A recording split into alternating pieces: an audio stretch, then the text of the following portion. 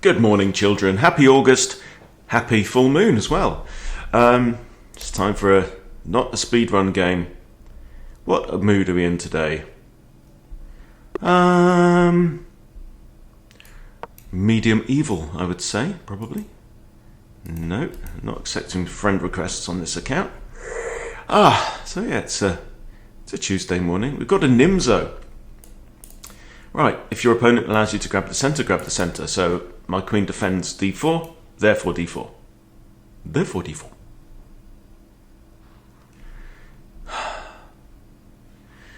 Then gusts of evil, I think, would be necessary here. Australia, celestial space. Okay, we have to move e6. Now, this isn't splendid because it's going to be blocking in this bishop at some point in time. If I bring my bishop out, then it might slightly de-encourage that move, but I don't see any real reason to do that. Because if I bring my bishop out now prematurely, then my opponent might just play h6 and say, go on then, bishop, what's your plan? Yeah, are you going to take? Are you really going to take? So before you do a move like this, you need to make up your mind that if they're going to kick, you need to know what you're going to do. Don't just do it absent-mindedly, right? Now, had the pawn moved, it might be slightly different, because then it's a genuine pin. But even so, that would be a non-move in my book, I think. Let's just develop the king side and have ideas about putting the king away safely, and then carry on with our plan of evil. North of zero, south of 0. 15, rising slowly. Now, a lot of the world isn't going to have a Scooby-Doo what I'm on about. Okay, and this is what I'm talking about. This is what I'm talking about, right? Bishop b4. Oh, look, I've thrown in a check, right? But I can just push c3. I can push c3 with tempo, raise the tempo, okay? And now black has to waste another turn moving his bishop away. And this was move 4, right? No, this was move 3 from black, okay? So he loses move 4. Now what he's got to do is either put his bishop back to one of these squares, or even back here, which is terrible, or back here, which is terrible. Because he's now said to me, please build a dark squared pawn chain. If his bishop goes here, his bishop is out of the game, right? Is locked onto 2 squares, terrible squares for the time being. Right, and so here we go. So now I've played 1, 2, 3, 4 moves effectively. Right, black has played effectively 1 with a pawn, 2 with a knight, 3. Okay, because this one didn't count. He's moved it back here, so he's moved his bishop twice. So he's only really played 3 moves, and what's more, that one isn't very good. Right, he's blocking in the queen. He's potentially removing a square away from the knight. You know? So I should just crack on with the job in hand. So I'm thinking bishop e2 or bishop d3 and prepare to castle. Bishop e2 defends the knight. Discourages any pin, but we're not worried about that because of bad pawns already. Bishop d3. Should this pawn ever move, which is quite likely actually. In fact, even pawn e5 is not a terrible idea here. It's not a bad idea because it blocks this move and it blocks this move. So I'm giving some serious thought to that move actually right now. Or do we allow the knight out and then e5 with tempo? Let's do that. Okay, so I'm going to put my bishop on d3. I think either of these would have been okay. It is staring down at h7. You never know what life might throw at us. Okay, now I've kind of wasted a move here with c3. That didn't help me to develop. Okay, and here we go, right? However, this move came with tempo because it kicked the bishop back. So it didn't really cost me a turn at all in terms of who's most advanced in development. Okay, and here we have knight f6. Again, tempo, right? So pawn to e5. Now I let my opponent do this and then I kick him, right? Rather than playing that move preemptively, and so now again he's had to move the same piece twice in the opening. Not great. And where's this knight going to go? Well, it can't go there because bishop takes it. Can't go there because bishop takes it. Can't go there because pawn takes. Can't go there because pawn takes. Can't go there. What's he got? In fact, could we make an argument that this knight is almost trapped? Yes, we can, right? Where can he go right now? He's got that, hasn't he? But if I was to kick him here, he could also then go here because the pawn vacates that square. So if I kick, he goes here. I don't see any point in that.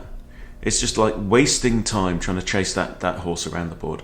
It is in the center, but it's not a very good horse. Bad horse. Okay, I'm going to castle my king. And we are making progress. We're making solid progress towards completed development.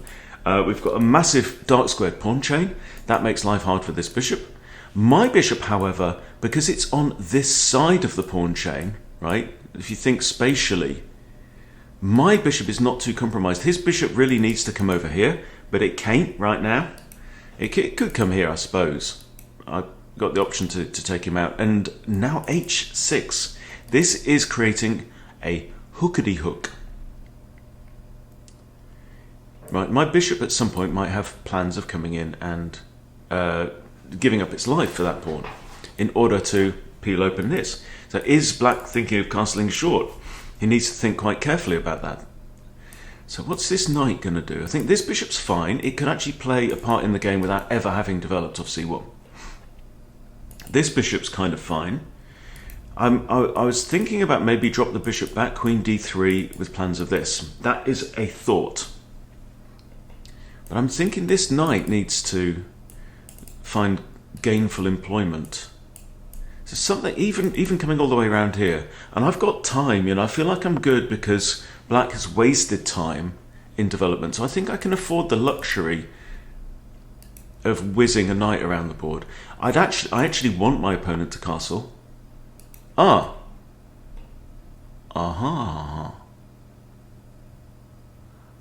Okay, another pawn move. Now I'm not going to take here because I don't want him to capture towards the center. If he should take, I have knight takes. He has knight takes. So rook e1. This doesn't bother me.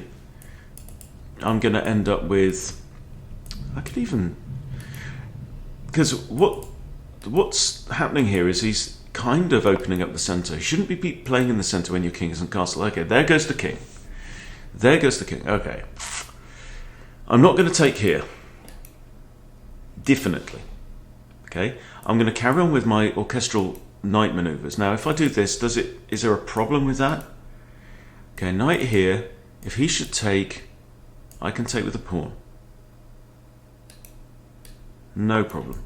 I'm still going to just improve my knight.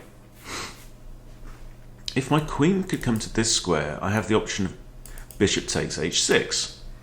Right, we talked about this. It's a hook pawn. It's defended now only by the g-pawn. It was defended by the rook, but now he's castled. It's defended only by this guy. Right? Now, if I can pin this guy, happy days. And what the hell is that? That is not a good pawn move at all. Right? That's a complete waste of time. I'm just going to do this. What's like? Is he thinking I'm going to drop my bishop in? Of course I'm not going to drop my bishop in there. I'm going to, it's Operation Checkmate, mate. Right? I might even recycle this idea. Drop the bishop back, queen d3, try and checkmate him. Okay. Now, my knight's moved away, so I can take with a knight if I want. I can take with a pawn. Taking with a pawn prevents the knight from taking.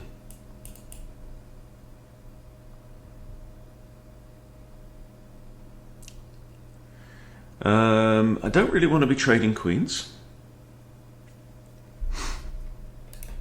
If knight takes, pawn takes, we still end up with a potential... What to do here?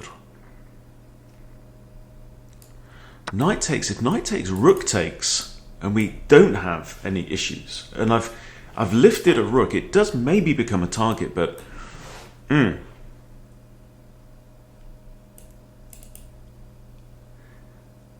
I would expect somebody rated, under 1,000 to flinch quite quickly and like just not be able to handle the tension. But knight takes there and pawn takes would be bad for his pawns for sure. So we have a big question in front of us. Rook takes or pawn takes? Pawn takes opens up the d-file. There's then no pawns on the d-file. It does also block in this pawn, which blocks in this bishop, which I think is quite a good thing. He could fianchetto, but that's going to take him some time. Now let's consider rook takes. Is it a stupid idea? If he pushes f6, not too... I can just drop back. I'm going to take with... I want to see what happens. I'm going to take with the rook. I've got ideas of now queen g4, bishop takes h6. Let's drop all the way back now. And has his bishop got any better? Don't know. This is my plan, because after queen g4,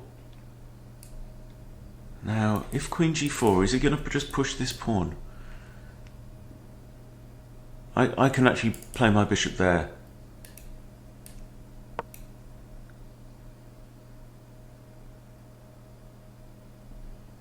This is the threat. This is a very classic move against when you're against the hook, right? When your opponent has pushed there, the pawn, the edge pawn that's in front of their king, one square, it very often becomes a hook for this thing. So classic thing, pin the g pawn, take out the h pawn.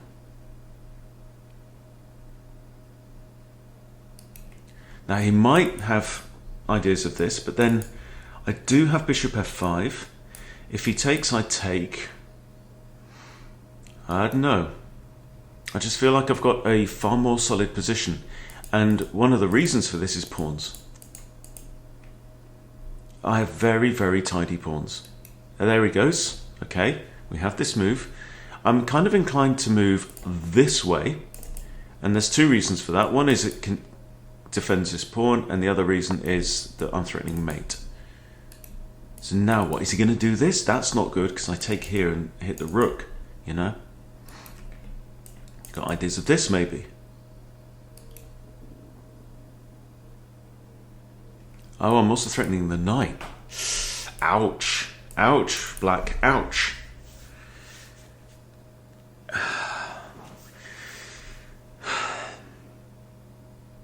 His knight's on an undefended square. The reason his knight's on an undefended square is because his bishop's moved in front of his queen.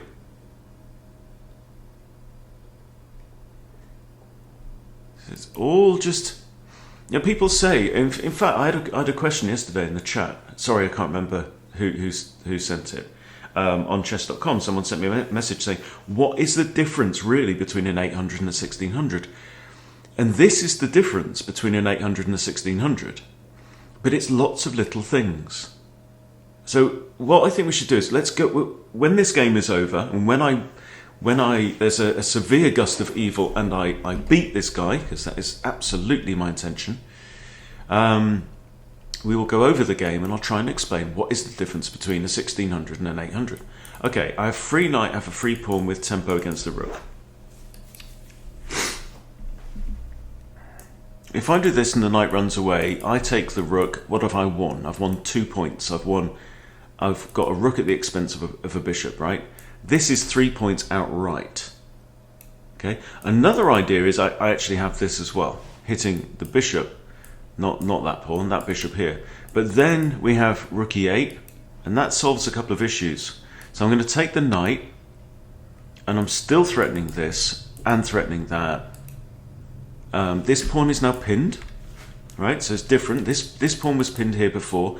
Now this pawn is pinned. So I'm actually also threatening to take this pawn for free because it ain't defending this anymore. Why? Because this guy is pinned, right? So this is now a threat. Okay. Are we worried about pawns? I don't think this has anything to do with pawns anymore. It's not relevant at all in the slightest, mate. Okay, let's take the free pawn with a threat against the rook. Now, if the rook should come to e8, which it should probably do, we then have another question, right? Do we take? And the answer is no. Generally, don't take. All right, you threaten my queen, do you? Okay, well, let's take stock. This pawn is undefended. The rook is under attack. If I take it, queen takes queen. All right, I could take his queen. He recaptures with that rook, and he's got out of the attack. So my hunch, I've got a couple of items. I mean, this is a thought, but the queen does defend that bishop. I could just take here, and if rook here, I could take there. Having the queen on the 7th rank is no bad thing. Okay, let's take.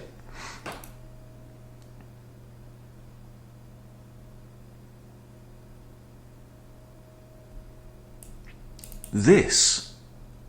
Oh, he can take, because my queen can't go there because his bishop defends. I was just thinking. Okay, so he's moved his rook. That's reasonable. It's fair enough, okay? I'm +4 materials. I'm up a knight and a pawn.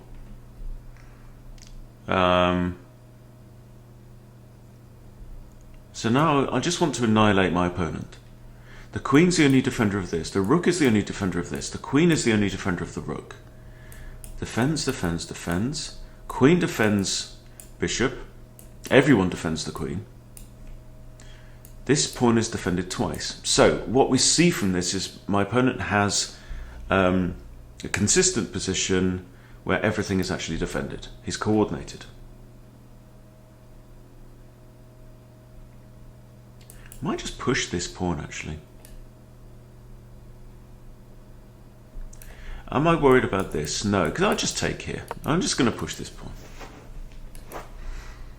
Right, I have an extra knight, and my opponent's pawns are in tatters. Absolute tatters. Look at my pawns. Right, this one's defended as well. No, this one is actually... No, it is defended by the queen. I was going to say. So I've got kind of a couple of loose things. Both my bishops are technically undefended right now.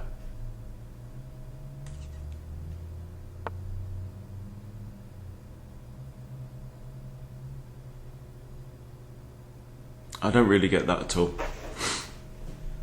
I'd love to persuade this bishop away from the defense of g7.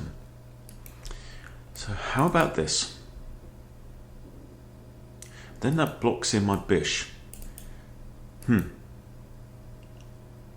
This is just foolish.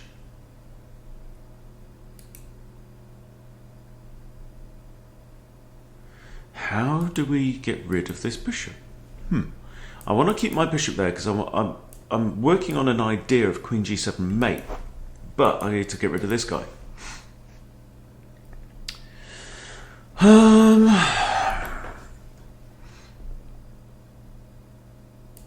Knight e4 is just not a bad move in general, really. I mean, I'm threatening the bishop.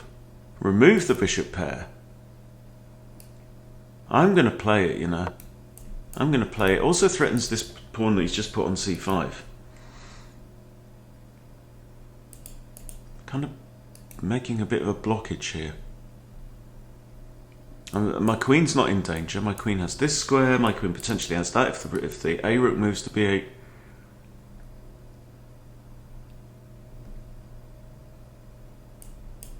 Got a couple of threats. This one comes with check. So I might also be thinking, how can I harass the queen? Because the queen is the only defender of this bishop. Again, because of shabby pawns. Am I really threatening to take the bishop? Probably I am. I'm up 4 materials, so why not? h4, h5. No.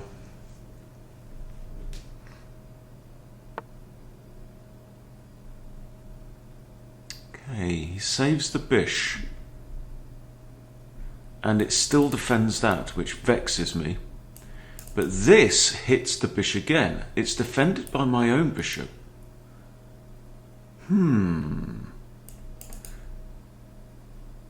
That then, where's the bishop going to go? If it goes here, I could take it with a knight. it goes here, it's a bit useless. Let's do it. I think I'm inclined to do that. I kind of think that's quite cool. Not worried about this, pawn takes bishop. Not worried about this, I take there. Not worried about this, I can always trade off. Or just here. Now I'm using my pawns in a tactical manner. In order to gain space, in order to push my opponent back up the board. And it kind of feels like you can use your pawns in that way maybe later in the game. I mean, you can, the thing is, if it's the right thing to do, it's the right thing to do at any point in the game. Bishop now runs away. I have this now. Hits the queen. Is it going to prompt this? I don't know. If I take, king must take. And if king takes, then what?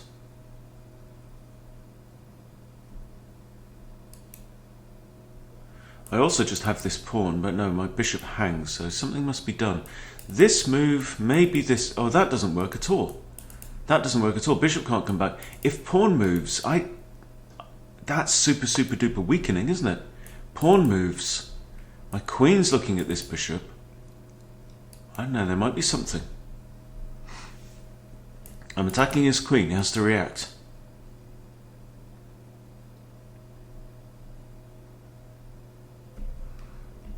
So I'm trying to play moves that make him do things he doesn't really want to do.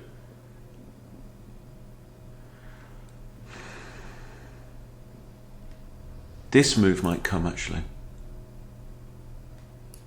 Depends what happens. Pawn goes there, I don't think I can play that. Because bishop just takes. I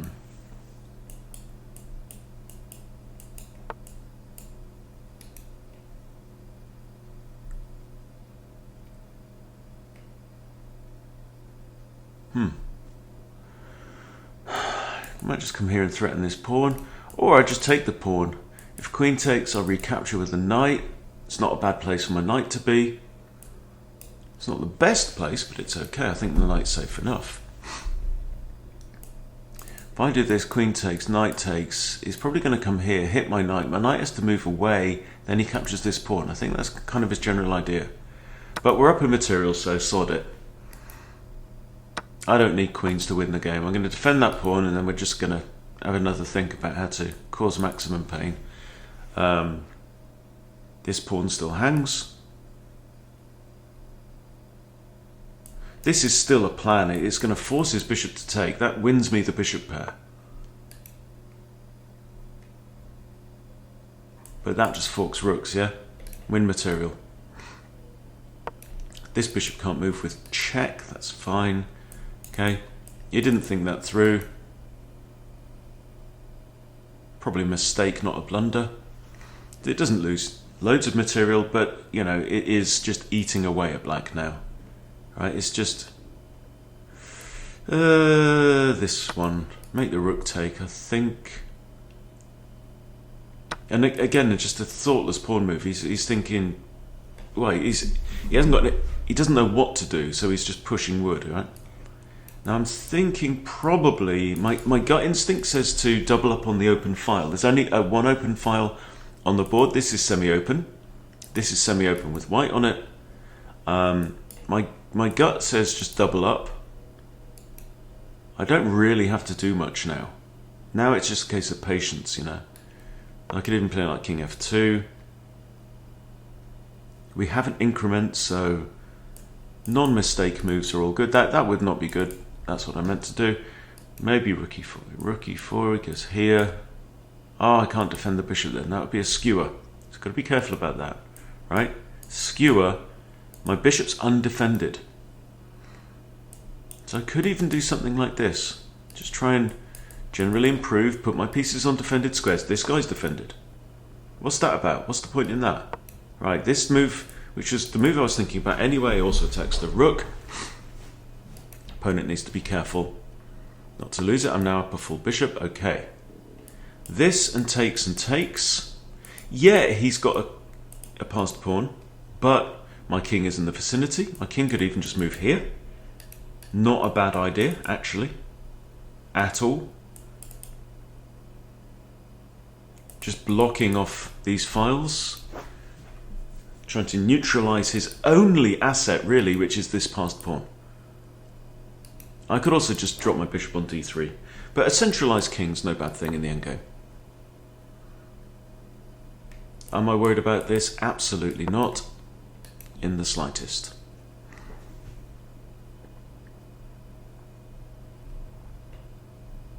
Takes, I take. If he wants to trade rooks, then he's a fool. Because when you're down in material, you do not want to trade. Okay, and you didn't even think twice about that move, did you? You got to sanity check. You got 9 minutes, blood. 9 minutes on the clock, and you just hang your rook like that. So really, like I was saying, the number one thing below 1000 is the one move blunders. Putting your pieces on undefended squares, walking into, like, you know, that skewer that I just mentioned. Okay, rook a8 I think is fine. It pins this bishop, and I'll now probably just attack the bishop and threaten to win the game outright. This does the same. Bishop can't move, and there's nothing else that can defend. Okay, that was reasonable. But now this skewers the king, right? If the king takes the bishop, I take this bishop. I'm just one step closer to converting the game. Okay, let's take this one. Might even sack the rook for this bishop. Leaves me up a full rook and a bishop. Okay. Probably thinking about pinning this pawn and taking this bishop again. So, if the rook comes here, this pawn is pinned. That means this pawn is not defending this bishop. That means this bishop is on prise, hanging.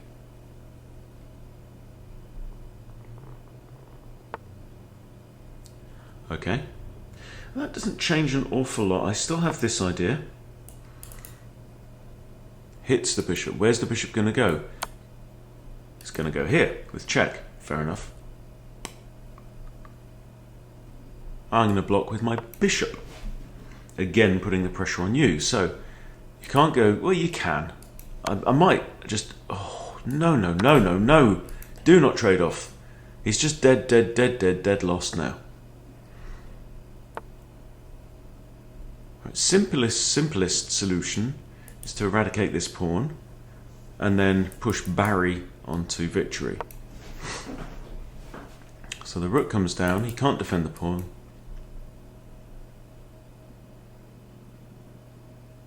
This is beyond resignable now.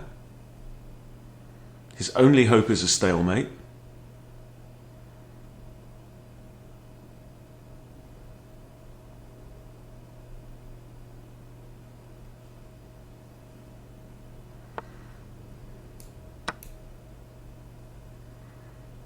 We take and just simply trot up the board. I might even just line up all my rooks on the 7th. Try and come after this pawn. If the pawn moves, okay, that's fine. The pawn is now mine. The pawn is pinned, it can't move. Okay, that's check. King is starting to run out of spaces. Okay, so what we say to ourselves is, what's he got? Well, he hasn't got any of these moves. And he can't go there because of the pawn.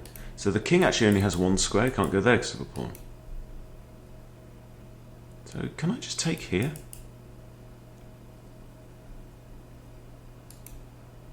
Hang on, he's got one square right now. What if I just move up the pawn? If I move up the pawn, how do I give check? That. Then he has... No, he doesn't have this. Okay, move the pawn.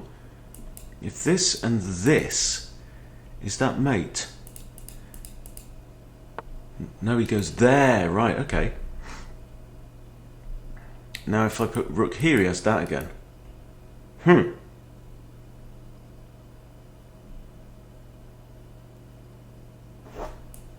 I just squeeze my rooks in? Then he has this. Bloody hell. Come on. Push. Covers this square. Then rook here. No. Squeeze in. Both rooks in.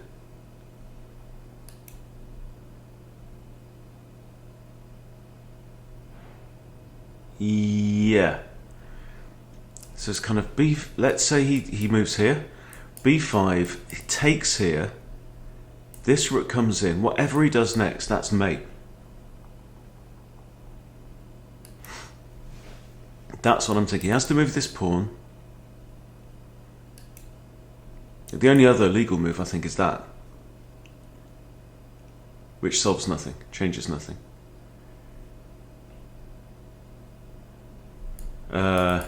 Actually walks into... No, it doesn't walk into mate. His king has to come back to d5.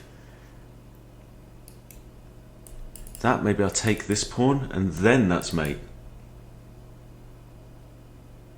Yes. Phew.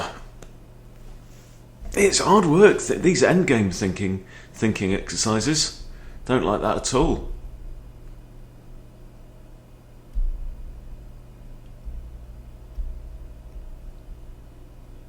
He's in a load of trouble. So, if pawn moves, I think we just do this. If king moves here, I'll probably just take there. So it all depends on what our opponent does, or whether our opponent chooses to continue playing the game.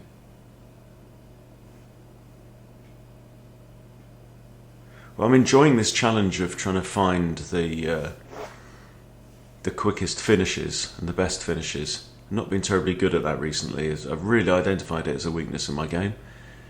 This putting the knife in at the end. Very, very bad at that. Send him a question mark. Are you playing or have you gone away? And he's disconnected. He's switched off. Okay.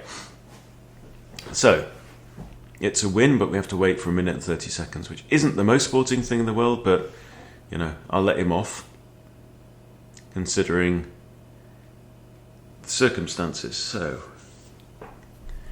let's say he does this move. Right? I think it's b5 to cover this square. Actually, if there, he's got takes there as well, hasn't he, though? Pawn here does this. Pawn takes, does this. No, it doesn't work.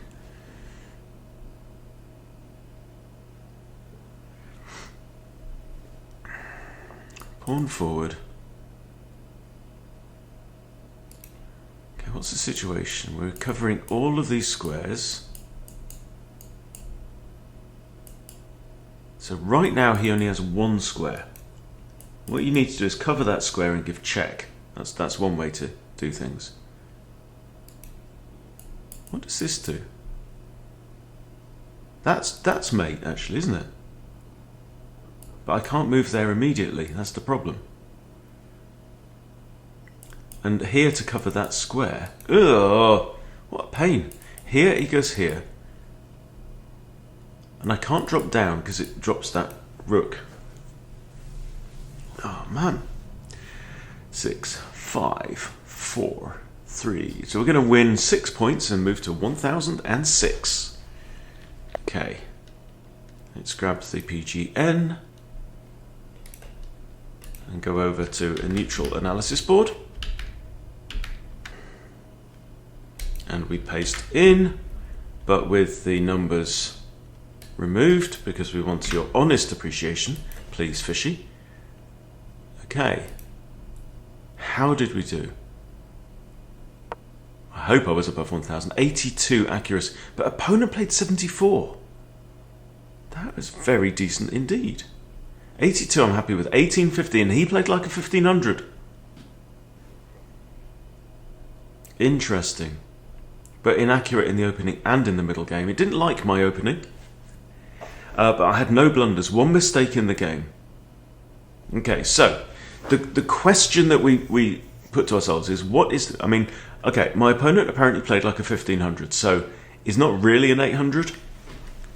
But what is the difference? Okay. Right, first of all, he's let me grab the centre. Now, this is just a principle thing. And there are openings. I did a lesson last night where we played the most insane King's Indian defence. You don't have to grab the centre. It is principled. But as Morpheus says, you know, some rules can be bent, other rules can be broken. but controlling the center is generally a good thing. This is a good move. It's not the best move, right? Best move, d5, contesting the center. Okay, and this is not based on heuristics and principles. This is based on Stockfish looking 20 moves down the board. Okay, so this is okay, right? Excellent move.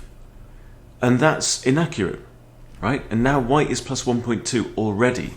Why? Because c3 is the best move. It kicks the checking bishop away. Bishop retreats, but not to a fantastic square, because it's in everybody's way. Where's better? Wow, all the way home. Wow. You see? So what a pointless move. Because the best retreat square after the obvious response from white is to go wee all the way home. Okay, this is an excellent move. Even better, maybe e5. Now, remember we talked about e5. It's an unprincipled, it's only 0.06 of a pawn difference, so ignore, right? But it's a prophylactic move, but it's a containing move. It prevents knight to f6. It prevents bishop to f6. So we did talk about that in the game. Anyway, so now his knight comes out, and now I kick. So it's still 1.36, actually the same evaluation. Okay, knight d5, very decent move.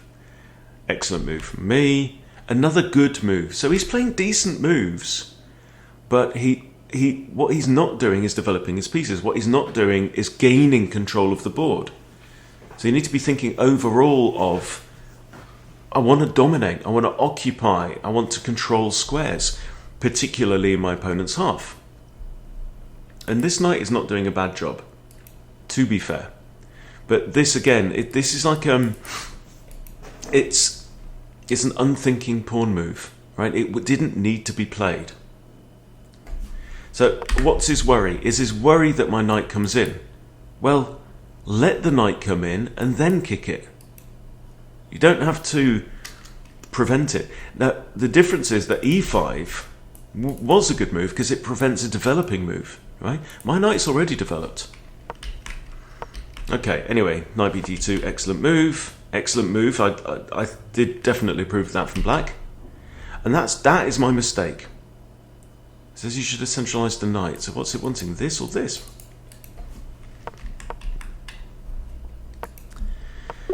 Best move, knight e4.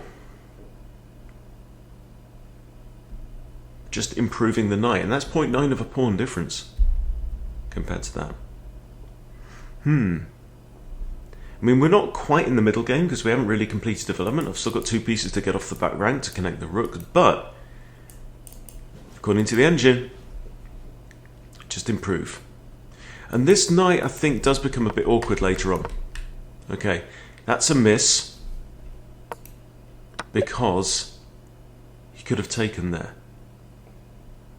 Wow, okay. I don't see why that's so bad for white, but anyway.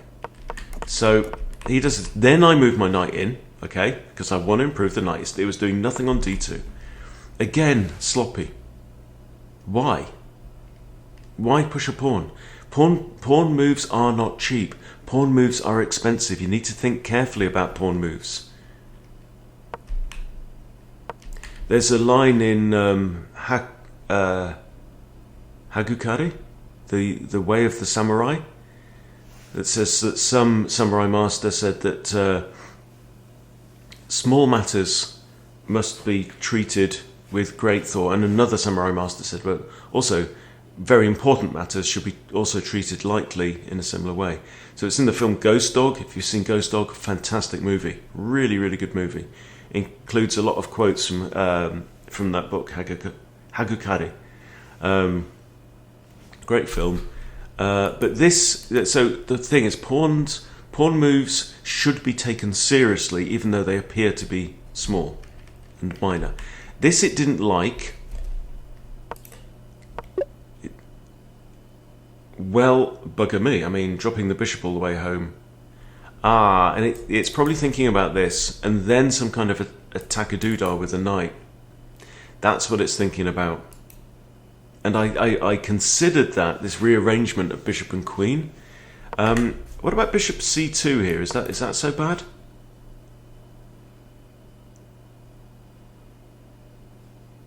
Not so bad. And now it's saying you'll take it. Anyway, so I do this, pulling my knight out of the centre, where it was doing a very good job in controlling important squares in my opponent's half of the board. I get it. And DE it said was best here. And it didn't like rook takes. Yeah, I kind of expect that. Rook back. Pulling the rook all the way over to the side, that was slightly better. Okay. So I haven't got a massive grip on the game here, but I just feel like I'm creeping up, and that's very often all you need to do. And that's a blunder because of that move. Great move, threatening mate, forcing a serious concession. Now there's no defense on this bishop, for example, right? So queen takes d5 is best. Take the free knight. Okay, best move there. That's excellent. Should have pushed c4, but I push c4 in a minute, don't I? There we go, c4. And now we're just winning. Okay, so what's the difference between an 800 and 1600? Well, an 800 plays 800 level moves, so 1000 plays 1000 level moves on average.